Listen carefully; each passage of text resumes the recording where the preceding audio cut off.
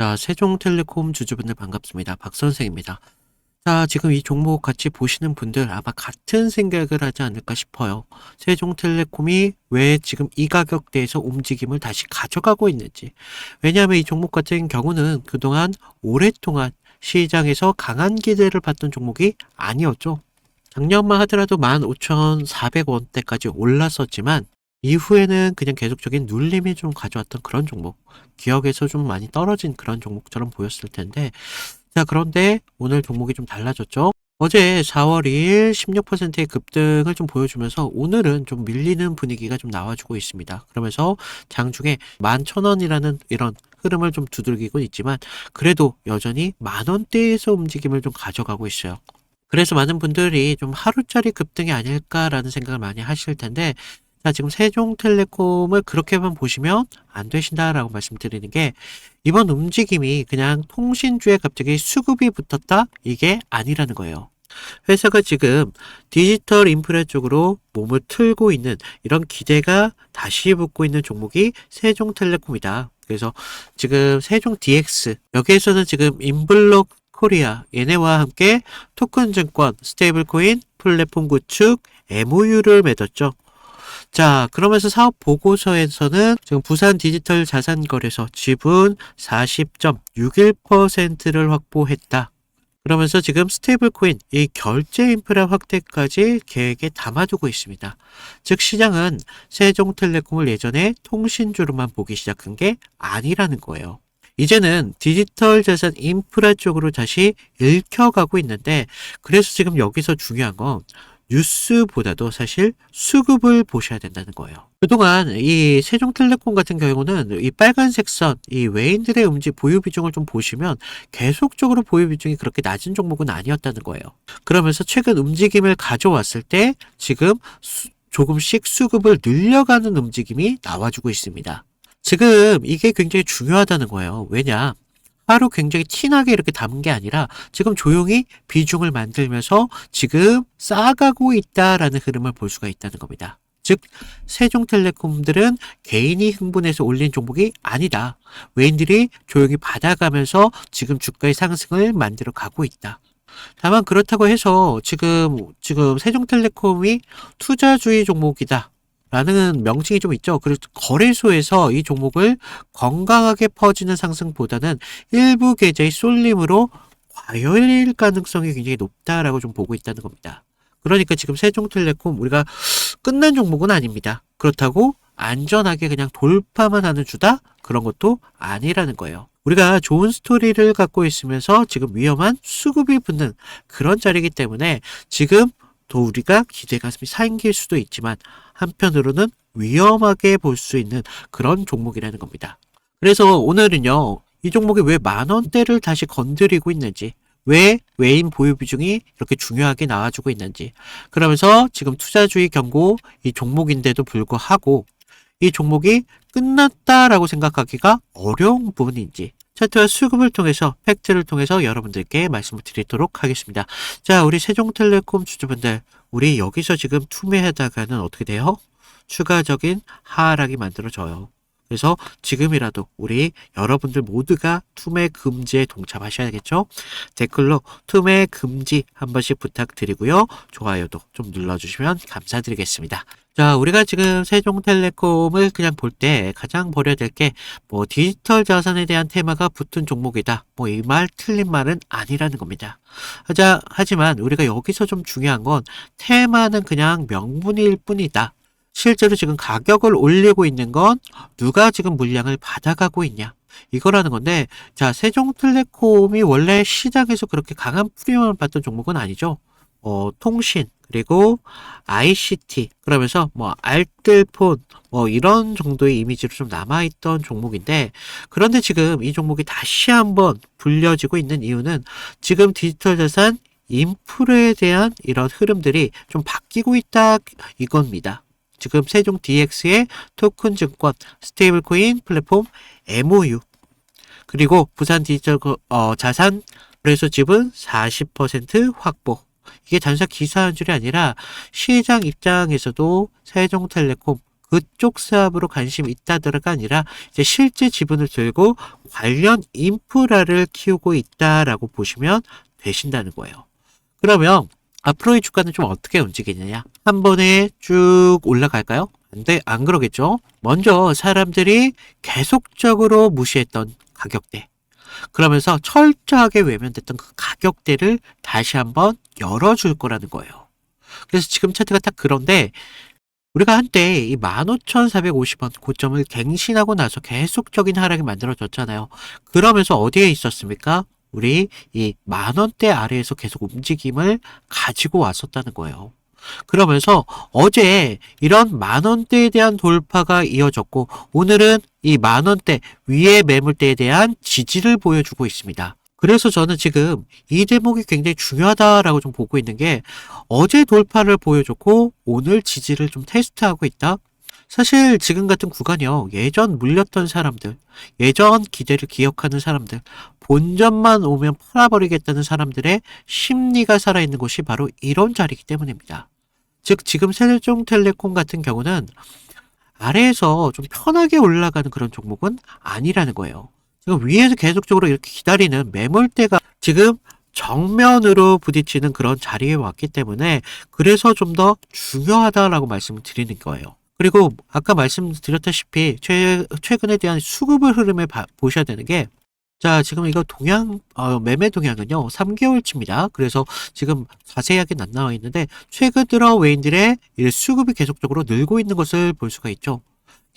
계속적으로 연속적으로 들어와 주고 있다는 거예요. 그러면서 우리 보유 비중 전체적인 흐름을 보면 우리 고점을 갱신했을 때 이날 이후로 계속적으로 보유 비중을 줄였습니다. 그러다가 좀 계속적으로 좀 유지를 하면서 좀 지지부진한 움직임을 좀 가져가나 싶었는데 최근 들어 다시 한번 수급을 좀 늘려가고 있다. 자, 저는 이런 대목이 굉장히 중요하다라고 좀 보고 있는 게 사실 외인들이 급하게 티를 내면서 가격이 밀릴 때마다 조용히 모아가고 있었다라는 것을 볼 수가 있었다는 거예요. 그러면서 3월 20일, 3월 25일, 26일, 27일, 오늘까지 좀 자잘하지만 지속적인 매수가 계속적으로 이어졌다. 그런데 반대로 개인들 어때요? 4월 2일 이런 양봉이 만들어졌던 날 이만큼의 윗골이 누가 남겼어요? 개인들이 남겼다. 개인들이 이 가격대만 오면 본전에 대한 심리가 발동이 돼서 물량을 다 집어던졌다라는 것을 볼 수가 있었죠. 그러면 이 물량 누가 다 받았겠습니까? 외인들이 사실 다 가져갔다는 거예요. 자, 그러면서 우리가 증권사별 매매 동향을 보셔야 되는데 지금 4월 1일부터 4월 3일 동안 누가 제일 많이 가져왔습니까? 바로 모건 스탠리, 메릴 린치, 대형 메이저 외인들이 지금 물량을 담아갔죠. 자, 지금 그래서 세종텔레콤 같은 경우는 겉은 굉장히 화려한 종목처럼 보이지만 속을 열어보면 외인들의 보유 비중을 조금씩 높여가는 이런 기괴한 흐름이 나와주고 있다는 겁니다. 그런데 여기서 위험한 게 기관들의 움직임이 아예 없어요. 그러면 어떻게 돼요? 주가는 개인과 외인 이분화돼서 싸움을 가져간다는 거예요. 그러면 이 외인들이 며칠만 쉬더라도 어떻게 돼요? 흔들릴 수밖에 없죠. 그러면 여기에서 개인들이 한번 추격해버리면 어떻게 돼요? 바로 과열이 돼요. 그래서 일부 계좌의 거래가 몰리면 어떻게 되죠? 투자주의가 뜹니다. 그러면서 어제 투자주의가 공시가 됐었죠. 그래서 이거 시장이 스토리를 부정한 게 아니라 수급이 지금 너무 한쪽으로 쏠리고 있다는 걸 단적으로 보여준 겁니다. 그래서 많은 분들이 오해하고 있는 게 아까 말씀드린 지금 세종텔레콤이 디지털 자산에 대한 인프라에 대한 기대감이 붙었구나. 그래서 더 크게 올라가겠지라는 이런 막연함과 그리고 또 하나는 지금 이 투자주의 경고 이런 것들이 붙었으니까 세종텔레콤 혹시나 여기서 그냥 끝나는 거 아닐까라는 생각을 한다는 거. 자, 이게 사실 반만 맞다는 거예요. 왜냐하면 이 종목 같은 본질은요, 기대가 남아있느냐, 없느냐, 이런 걸 보는 종목이 아니에요. 이 기대를 가지고 외인들이 계속 비중을 쌓아갈 것이냐, 거기에 좀 흐름이 좀 달려있기 때문에, 그래서 전 지금 이런 흐름이 굉장히 중요하고, 우리가 월요일 날까지 추가적으로 이 10,000원대, 이 상단에 대한 지지를 계속적으로 더 보여줘야 됩니다.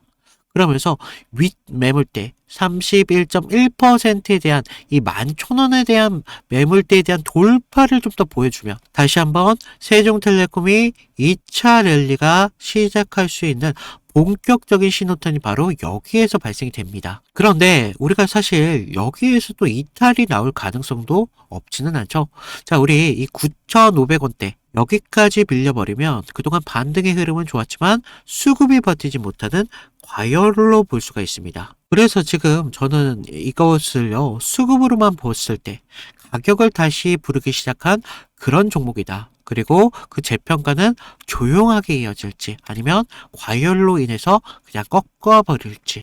자, 우리 주주분들 입장에서는 기대감도 굉장히 크지만 그렇다고 해서 리스크도 굉장히 큰 구간이 바로 지금과 같은 구간이다라고 말씀을 드리는데, 자, 여기서 가장 위험한 건 뭐냐면 결과적으로 이런 지금 구간이 위험하다는 것보다도 더 위험한 건, 자, 여러분들이 헷갈리는데도 그냥 감 하나만으로 믿고 혼자 모든 걸 판단하는 데 있습니다.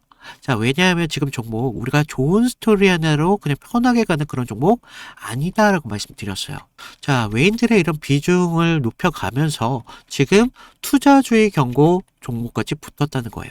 그래서 우리가 같은 눌림이 온다고 하더라도 어떤 눌림은 외인들이 더 모으는 그런 눌림이 발생이 되고, 또 어떤 눌림은 어떻게 돼요? 과열 수급으로 무너져 버리는 그런 눌림이 연출이 된다는 겁니다. 그러면서 우리가 반등이 나왔을 때도 이 10,000원대에 대한 안착을 위한 새로운 반등이고, 어떤 반등은 그냥 하루짜리 흥분에 대한 연장이 될 수도 있어요. 그래서 이거 우리가 종가만 봤을 때는 늦어버린다는 거예요.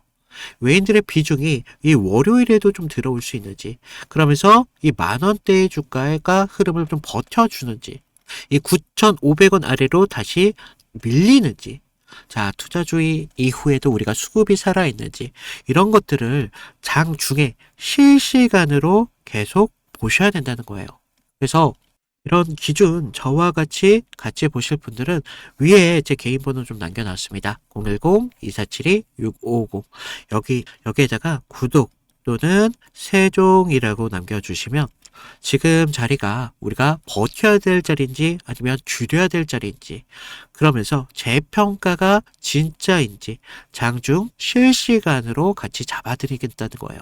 그래서 제가 저희 구독자분들만 무료로 드리고 있어요. 그래서 아래 구독과 좋아요 이 정도는 꼭 눌러주시고 저한테 문자 한 통 남겨주시면 저와 함께 실시간적인 대처 같이 하실 수 있다는 겁니다. 그래서 지금 우리가 좋은 스토리보다 좋은 기준이라는 게 필요하다는 겁니다. 그래서 이런 기준이 더 필요한 자리이기 때문에 좀 말씀을 드리고 있는데, 자, 우리가 그동안 다른 이 세종텔레콤뿐만 아니라 다른 종목을 통해서 제가 어떤 식으로 타점을 잡아왔고 어떤 식으로 대응을 해왔었는지, 이런 부분들 잠깐만 보여드리고 제가 세종텔레콤에 대한 이 가치에 대해서 추가적으로 좀 더 말씀을 하도록 하겠습니다. 자, 제가 저번 시간에 잡아드렸던 종목 3개를 좀 보여드릴 건데, 자, 모두들 좀 이평선이 다들 중요한 건 아신다는 거예요. 그래서 뭐 장기와 단기가 성격이 좀 다르고요. 그리고 수급의 질도 굉장히 중요합니다. 그래서 수급의 주체가 누구이면서 실제로 얼마나 거래량을 통해서 지금 들어오고 있는지, 그러면서 명분이라는 재료가 지금 주가의 흐름에 좀 영향을 어떻게 주고 있는지, 이런 것들을 좀 봐야 되는데, 먼저 보시면요, 하나오션입니다. 하나오션을 좀 보시면, 하나오션인데 먼저 문자 보내드렸던 내용을 좀 볼까요? 보시면 제가 1월 5일 날 월요일이었습니다. 그날 시가가 뭐 114,900원이었는데 제가 118,000원에 좀 잡아드리면서 목표가 145,000원대까지 잡으셔라, 그러면서 기간 매집 포착했고요. 정별에 대한 전환 초입 공략을 하셔야 됩니다 라고 문자를 보내드렸습니다. 그래서 날짜를 보시면 지금 이날 1월 5일 날 월요일인 걸 볼 수가 있어요. 그래서 그날 시가가 114,900원이었는데 저는 118,000원대까지 좀 잡으라 막 말씀을 드렸죠. 그래서 지금 여기서 중요한 건 가격이 아니라 왜 그 자리였냐라는 겁니다. 그래서 당시 시장에서는요, 조선 테마로만 보고 있지 않았어요. 그래서 본질은 좀 달랐다는 거죠. 지금 미국 MRO 이런 사업들이 크게 나왔는데, 배를 만드는 산업에서 유지와 오수가 굉장히 중요하잖아요. 그래서 반복적인 매출로 이어진다는 거죠. 그래서 체질이 좀 바뀌고 있다는 겁니다. 그래서 단 한 번의 수주로 끝날 게 아니라는 겁니다. 그래서 돌아오는 돈의 구조가 좀 달라진다는 거예요. 거기에다가 북미양 함정에 대한 수출까지 지금 이슈가 붙으면서 그날 산업 전체에 대한 파이가 굉장히 커지는 때였습니다. 그래서 차트를 보시면 이상한 게 있죠. 깨질 자리인데 안 깨지고 있습니다. 1월 5일날 계속적으로 지금 깨질 것 같은데도 안 깨지고 있다는 거예요. 그러면서 바닥권에서부터 계속적으로 기관 수급이 먼저 들어왔고요. 전날 금요일 장 마감할 때 매수세가 좀 강하게 붙으면서 아랫꼬리가 좀 달린 모습을 볼 수가 있어요. 바닥권에서부터 수급이 쭉 들어왔다는 거죠. 그래서 월요일 시초창에 호가창에 대한 매수 대기세가 좀 쌓이면서 그 상태에서 우리가 단기선들에 대한 돌파를 확인하고 정배열의 확산 초입까지 봤다는 거죠. 그래서 지금 이런 흐름들이 중심은요, 결과적으로 개인이 아닙니다. 주체가 분명히 있었다는 거예요. 그래서 명분이 생기면 눌림에서 받습니다. 그래서 저는 그런 눌림에서 조정으로 안 받고 비중을 오히려 만드는 그런 과정이었다라고 봤고, 그런 다음 장면이 좀 명확합니다. 전고점에 대한 돌파가 좀 나와주면서 추세가 좀 빠르게 변한다는 걸 볼 수가 있었다는 겁니다. 그래서 우리가 이런 부분에 대해서 타점을 분명하게 잡으셔야 된다라고 말씀을 드렸는데, 그러면서 우리가 다음 종목을 좀 보시면 GST거든요. GST. 그래서 이거는 우리가 좀 기회를 잡는 것보다도 사실 대응이 좀 더 중요했습니다. 그래서 제가 그날 어떻게 문자를 좀 드렸냐면요. 제가 긴급이라고 좀 띄웠어요. 그래서 GST 현 구간에 대해서 전량 매도를 하셔라. 그래서 여러분들 리스크 관리가 좀 필요하시면서 이격 과열 및 매도 수급이 좀 나왔습니다. 그래서 기회를 좀 잡으셔라 라고 말씀을 드렸는데, 우리가 그때 당시 시장에서는요, 엔비디아 이런 열풍이 굉장히 심했습니다. 그래서 AI 이런 데이터 센터에 대한 이야기가 정말 뜨거웠는데, 그리고 그 핵심적인 키워드 안에서 GST가 있었다는 거죠. 그래서 뭐 액체 냉각, 그런데 좀 많이 좀 착각하시는 게, 이런 재료가 좋으면 계속적으로 간다라고 생각을 해요. 아니요. 근데 우리가 좀 재료가 좋으면요, 가격이 먼저 빠르게 과열됩니다. 그래서 제가 이날 좀 잡아드렸던 거 언제였습니까? 바로 1월 6일이었다는 거죠. 1월 6일날 이렇게 좀 잡아드리면서 좀 호가창에 장시작부터 매도 물량이 굉장히 많이 쏟아졌습니다. 그래서 이때 좀 개인들이 한 번 더 쏘겠지 뭐 이렇게 생각을 하셨는데, 하지만 주체는 정반대로 움직임을 가져갔어요. 그래서 기대가 최고초일 때 이렇게 정리를 한다는 겁니다. 그러면서 캔들도 보시면 영망치로 끝냈잖아요. 그래서 위에서 팔고 아래에서 다시 받겠다, 뭐 그렇게 욕심을 부릴 자리가 더 이상 아니었다는 겁니다. 우리가 챙길 수 있는 자리였을 때 빨리 챙겨야 되는 자리였고, 이런 것들이 결과적으로 계좌를 지킬 수 있었다는 거죠. 그래서 계좌를 키우는데 가장 확실한 방법은요, 우리가 크게 버는 게 아니라 잃지 않는 게 굉장히 중요하다는 겁니다. 그래서 좀 우리가 좀 이런 부분 중요하다라고 말씀을 드렸고, 마지막 세 번째 종목을 좀 보시면 ABL 바이오입니다. 자, 우리가 이거 솔직히 구조가 좀 너무 이뻤어요. 그래서 먼저 문자부터 보여드리면, 자, 1월 23일 제가 ABL 바이오 18만 8천원 부근에서 좀 잡으셔라 라고 말씀을 드렸고요. 목표가는 24만 5천원대까지 잡아드렸습니다. 그래서 매물 소화가 좀 임박했고요. 좀 슈팅 임박 시그널이 좀 나오고 있다라고 말씀을 드렸어요. 그래서 자, 우리가 1월 23일 날 보시면 어땠어요? 지금 매물대 아래에서, 생명선 아래에서 좀 흐름을 좀 볼 수가 있죠. 생명선에서 좀 저항을 받고 있었어요. 그래서 좀 개인들이 떨 때 오히려 저는 기회로 봤습니다. 그래서 당시 뭐 글로벌 제약사들이 지금 BBB라고 하는 뇌혈관 장벽 투과 기술에 사활을 좀 걸고 있었습니다. 그래서 ABL 바이오 이중항체 플랫폼이 그 해답으로 좀 주목을 받고 있었죠. 그래서 이런 뉴스가 좀 나오기 전에 산업적 신뢰가 먼저 형성이 되면서 차트에 먼저 찍혔던 겁니다. 근데 이상한 점이 있었어요. 자, 보시면 전날 좀 밀렸어요. 분명히 밀렸지만 우리가 급락은 없었습니다. 그래서 매물대 소화가 좀 길게 나왔었는데 특정 가격대에서 계속 받쳐주고 있다는 흐름을 봤다는 거죠.